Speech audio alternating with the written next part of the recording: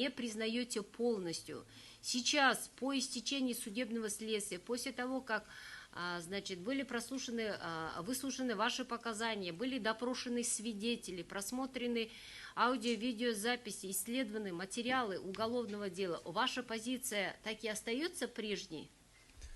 Моя позиция, Ваша честь, уважаемый присяжный, заключается в том, что я не признаю вину по истязанию, потому что я считаю, что в процессе судебного следствия... Я не спрашивала у вас причину, я у вас хочу выяснить позицию вашу, потому что вы при установлении позиции говорили, что по обоим эпизодам вину не признаете. Позиция по поводу истязания у вас осталась также. Не признаете не полностью. признаю, да. Хорошо, по второму эпизоду?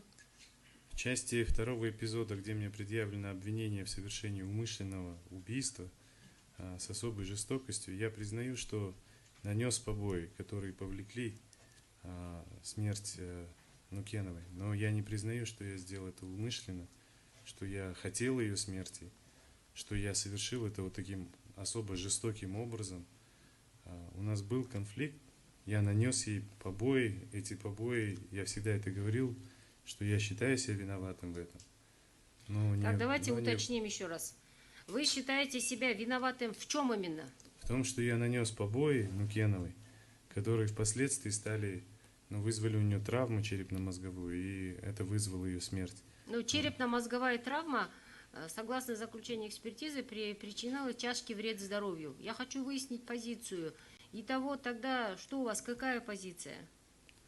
Это очевидно, что я в результате своих действий нанес ей тяжкий вред. Если я вас правильно понимаю, у вас позиция, вы причинение смерти Нукеновой, умышленное причинение смерти Нукеновой с особой жестокостью не признаете, а признаете, что нанесли телесные повреждения, тяжкие телесные повреждения, которые повлекли ее смерть по неосторожности. Я вас правильно понимаю? Я не юрист, не могу точно